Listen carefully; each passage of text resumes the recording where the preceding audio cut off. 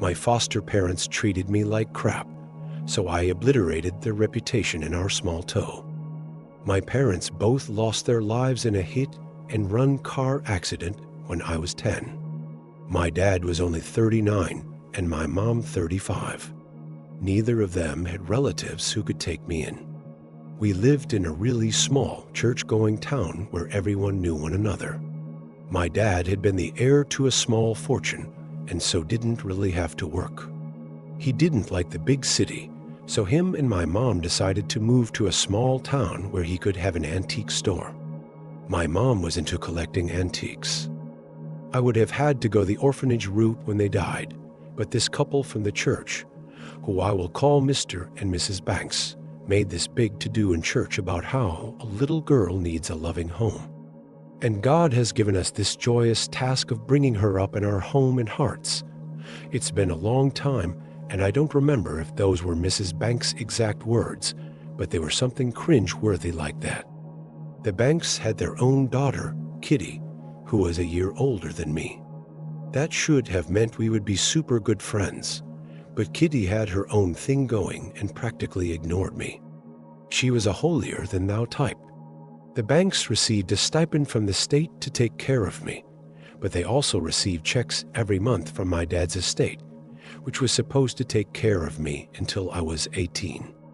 When I did turn 18, I would receive full control of my inheritance. The Banks weren't exactly cruel to me, but in private, it was clear they were just using me to build up their reputation in town. In front of other people, they'd fawn over me in a sick, cotton candy fashion that made me uncomfortable. They'd also make Kitty be nice to me in public, which she resented. The Banks would also put on a big show whenever social workers came to check up on me. They'd coach me before the lady would come and tell me to praise how godly and wonderful they were. After the social worker left, they'd go right back to ignoring me and spending my dad's money on crap on the internet or on trips. It was clear to me even as a tween and teen that the Banks were only using some of my endowment, both from the state and from my trust, to take care of me. The rest they spent on themselves. As I grew older, I could see that my foster parents would pretend as though they had great business acumen, and that's why they had more money and could buy a new Volvo. Where I'm from, a new Volvo is an event. And take a trip to New York and buy fancy clothes for Kitty. When I was 17, I noticed that my foster parents were stockpiling away my trust fund money to pay for Kitty's tuition to college. Throughout this time, the Banks would never outright say so, but would heavily imply that I owed them, and that once I got control of my inheritance, that I should be godly and generous and give them some material compensation for all the work they did to raise me. I think they already got lots of material, especially since Mrs. Banks practically stole all of my mom's antiques from her store and kept them for herself, gave them to Kitty or to her other relatives. One thing my mom never kept at her store was an extremely expensive Baroque-era fine china set, absolutely complete and worth tens of thousands of dollars. Not a replica, but the real deal. So real, Napoleon Bonaparte himself might well have eaten a steak off those plates. Probably not, but you get the point. It was my china set, of course, but Mrs. Banks thought I was an idiot and didn't know that. She would always talk about how this china set will go to Kitty on her wedding day. Mrs. Banks assumed that since I always dressed like a tomboy, didn't care about all my mom's antiques that Mrs. Banks stole or gave away. That I just didn't care about the china set. When I was a kid, my mom told me that things were things, and not to obsess over them. So, having the frou-frou china set for myself wasn't an issue. What was an issue was Mrs. Banks acting like it was hers to give away. Wrong, lady. So, once Kitty went off to college thanks to my biological mom and dad's money, I had to make my own plans. I had always done well in school and had actually gotten a partial scholarship to attend school out of state. The rest I could easily pay for with my inheritance, which I would very soon have control of. Per usual, Mr. and Mrs. Banks were haranguing me about how I owed them compensation, and since I was going to be rich soon, I ought to share the wealth. I figured that over the past 7 years, they probably stole or misappropriated more than $200,000 of my parents' money, to say nothing of the state money they misused. I think they more than shared the wealth. I never promised anything. I just smiled and kept a tally of every single bank statement I got them quarterly that my trust issued over the years. The Banks family never shared them with me, of course, but when I asked the actual bank for a rundown, they were more than happy to oblige. I also wrote down every single major purchase my foster parents clearly made over the past 7 years with money that was clearly beyond their means as a housewife and an insurance salesman.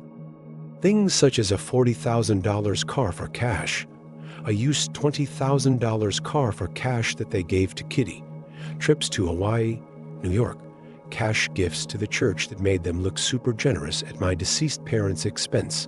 I kept it all in a nice 3-ring binder. I already arranged my travel to my new campus. I didn't have much stuff at the Banks' house anyway, and had zero intention of coming back, at least to their home. The Banks knew I was leaving, but didn't bother seeing me off, because they assumed I'd come back to give them their due. I waited for our church's yearly antique sale extravaganza, set to begin in 3 days. Per usual, the Banks donated all sorts of random stuff, many of it knickknacks that used to belong to my mom and technically belonged to me. They weren't shy about giving away my stuff and taking credit for it. While Mr. and Mrs. Banks were on one of their shopping sprees with my parents' money and away from their house, I boxed up the china set and brought it to church. I told the rummage sale committee that Mrs. Banks wanted to donate the priceless antiques for sale, all benefits to go to the church. This donation is made in the name of Mr. and Mrs. Banks. I was being fair. If Mrs. Banks was really so godly, she would be delighted that such a wonderful donation be made in her name.